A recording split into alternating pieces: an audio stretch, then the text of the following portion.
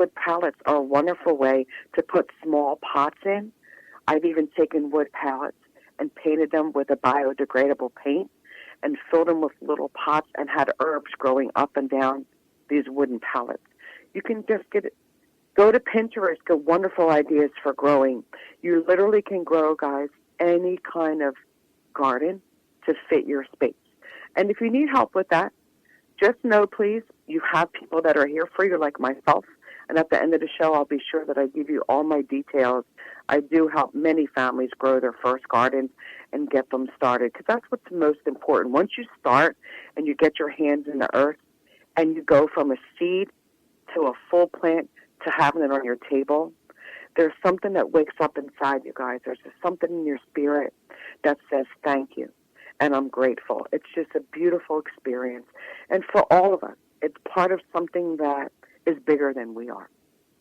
And, you said something here that I really love about working with your families, because having worked with children and in preschools, we often had little gardens inside of the classroom, if we didn't even have them outside as well. Also going to culinary school, we had a full garden outside of our culinary school classroom when I was in college, and our professors made sure that we tended it and they tended it, and it was beautiful and probably thriving at this point.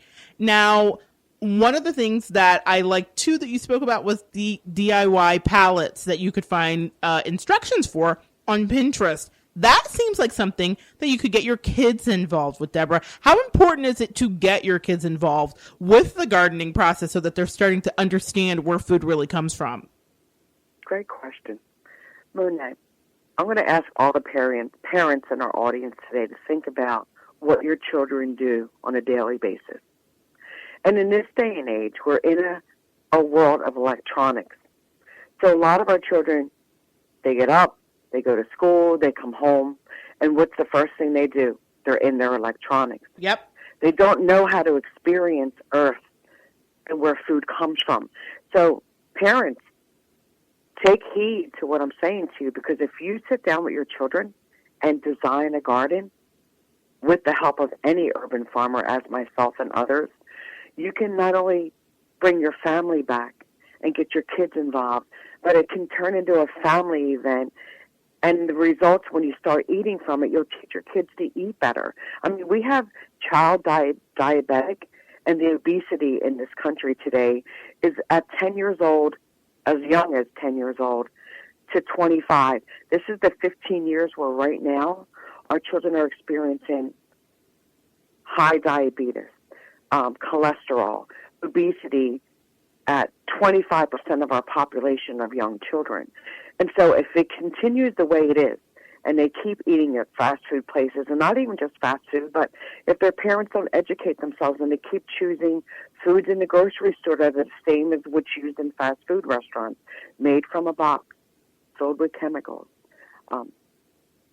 filled with all kinds of pesticides and GMOs, which is genetically modified organisms, and to this date, we still don't know what those things will do to our bodies in the future, but they're predicting. Researchers have shown if we don't change what's happening, our children's life expectancy and our grandchildren's is going to be 40. So we may outlive them. So when I say this is an emergency, from my spirit, please know, families, it's an emergency. We have got to take charge of our health and our family's health. What better way than to make a family garden and get everyone involved and let it turn into a part of a lifestyle that supports you for a very long time. That's the way to do it, guys. Getting the kids involved now absolutely changes their outlook on food and what they're believing of themselves to be capable to do with food. Not only does it get them growing, but it also is a perfect segue into cooking, because they want to now do something with the food they've grown. What an exciting thing. And that was one of my favorite lesson plans working with the kids, was us getting to chop up our herbs and sprinkle them over our little salads, or sprinkle some mint on our fruit salad or fruit cocktail. Even if it was fruit cocktail out of the can, they got to put that fresh mint on there, and they were like, wow, this tastes like Bernie, Miss Monette, or this tastes good, or this tastes like my mouth is on fire. They loved it, guys. I wasn't hurting them, but they loved it because they realized, like, oh, these herbs make the fruit cocktail that I've been eating every day taste like magic. One of the little girls said that. It tastes like magic. So that's the amazing thing about herbs, and that's the amazing thing about cooking with your kids. And then taking that thing you're growing and changing it into a food that they can consume, because now they're seeing the full cycle and circle of life. Deborah, right now we're in spring, as we talked about. Are there any plants that are geared specifically for this season? Now, I understand we are doing a show in Florida, but can you give a little bit of information, or maybe a place that our listeners can find information about what their planting seasons are, whatever region they're in? Absolutely. It's really important, guys, that you definitely search your area. So go online, and real easy, you'll want to search foods that grow best in your zone. Like in Florida, we're zone 10. Zone 10 meaning on a heat level of 1 to 10, we're a tropical area. So wherever you live, if you're upstate New York or Canada or Boston, you're going to probably be between a 1 and a 3, where it's a cooler climate, and you have less months where you can grow unless you get into a greenhouse growing, which is what many people up north are. Right now I'm in New Jersey visiting with family, and I've been helping support a local farm here, an egg chicken farm, as well as a school program at Delsey High School. And they really use the zoning to know what to grow. So search your area. Make sure you take the time to find out what grows best, what crops are companion crops with the herbs, what ones should go in a grow box and what ones should be root. Remember, root vegetables are things like beets and carrots, as well as potatoes and sweet potatoes. So you always want to try to have, even in a grow box, one deep enough if you're not putting it in the ground or don't have the space. You'll want to get even a 50-gallon pot where you could put your root vegetables in and have it deep enough that it gets the nutrition and the sun and the help for the soil. It's all about the soil, guys.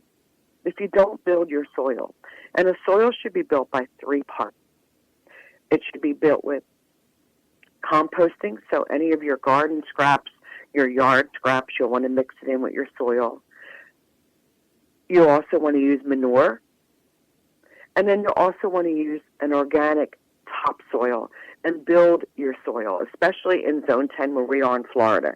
Our soil takes a lot of beating from winds and high rains as well as heat.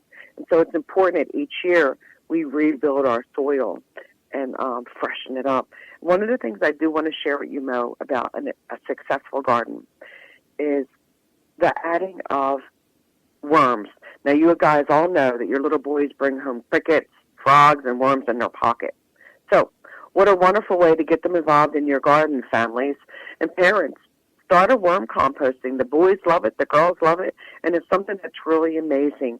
And when you grow your own, start with a pound of worms and feed them.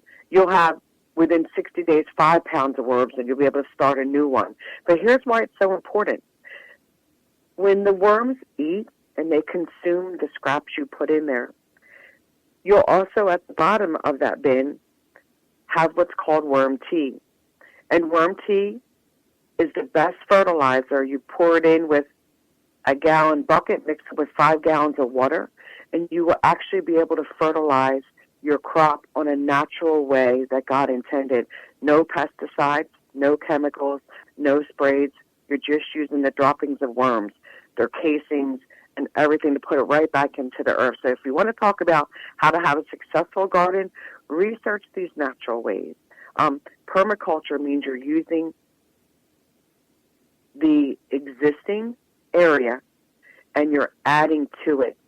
You're not disrupting, you're not tilling, you're taking this natural resource and you're making a row and growing food in that resource. So permaculture works for lots of great fruits in Florida. We have the blessing of being able to grow avocado as well as grapefruit, lemon, lime, oranges, wonderful fruits, and really have fun with it. So remember, use the natural spaces for the fruit that works in your area. In New Jersey, their natural fruit is blueberry, so they use their natural soil for blueberry crop, and they don't have to disrupt it and rebuild it. It's naturally balanced. So just do yourself a favor, search your area, sit down and talk about what your family uses the most, what kind of food you want to grow, and make a plan and get everybody involved. And you will find not only is it fun, but it will give the kids a new perspective, and they will have more gratitude. They'll eat with purpose, and they're going to improve their health and not become a statistic of an obese young person with diabetes. You know, it's up to us as parents to take the reins and make those changes, and we're here to support you do that. And you mentioned that people can go to your website. Can you tell us about your site and what a person might expect if they were to visit that site? Absolutely. My website is healthyempaweredlivingsolutions.com. And on my website, you'll see lots of great articles. Every time I find a new research about a GMO crop or a new video which supports urban farming and the way that food was intended to be grown, bloggers come in and they blog their experiences. And the website is very friendly. It gives you great tips, great ideas. There's great growing tips for grow boxes. Also, there's information about Ayurvedic medicine. I think I even have, as a matter of fact, I know there's even a link for the dosha quiz to find out your body type.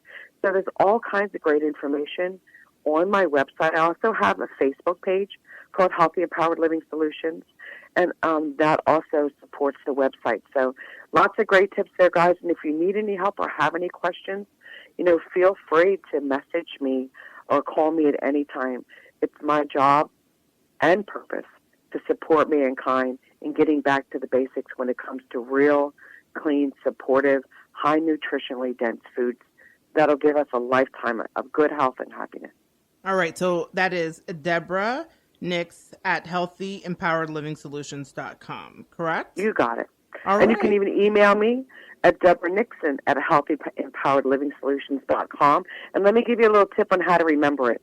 Healthy Empowered Living Solutions is HELS, and everything that you'll learn heals you.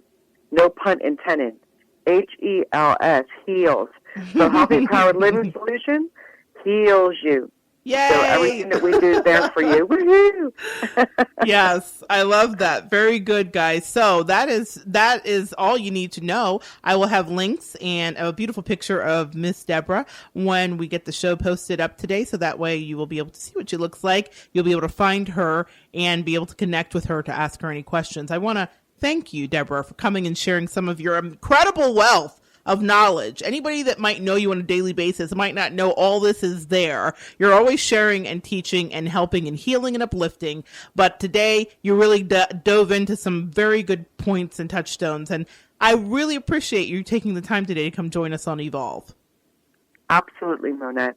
Evolve is such a fitting show for the things that we need to do as human beings. We need to evolve and change the things that are harming us. And not only does this show support that, but when it comes to clean food, also mind, body, and spirit, transforming your mind. Guys, if you have any traumatic experiences and you've been tucking them away, please know that they're not just hidden. They're going to your organs, and they will present themselves in the future in your health. So now's the time to not only have new beginnings for food and learning about the physical, but also the spirit and the mind. Know that you're worthy, know that you're loved, and that you're worth being happy. Your life matters. Everyone's life matters. And so take it into your hands and make these changes today. Not only is Evolve helping you, but I'm here to help you. So just know nothing is beyond healing. And with that said, again, my name is Deborah Nixon, and I love you all, and I thank you for allowing me to be on the show today. Namaste. Namaste, Deborah. Have a wonderful day. Thank you. You too, Monette. Bye-bye now. Bye-bye. Guys, that was so refreshing. What a beautiful way to bounce into spring. I love all of the herb talk and knowledge. I found it to be incredibly helpful in so many areas of my own life. And with that in mind, I've picked out two of my favorite kind of planty, herby things to talk about with you today that are in the vein of what Deborah spoke about in regards to Ayurveda. Gotu kola. I don't know if you guys have heard about this. Every once in a while, Dr. Oz will have some like crazy thing like, this is an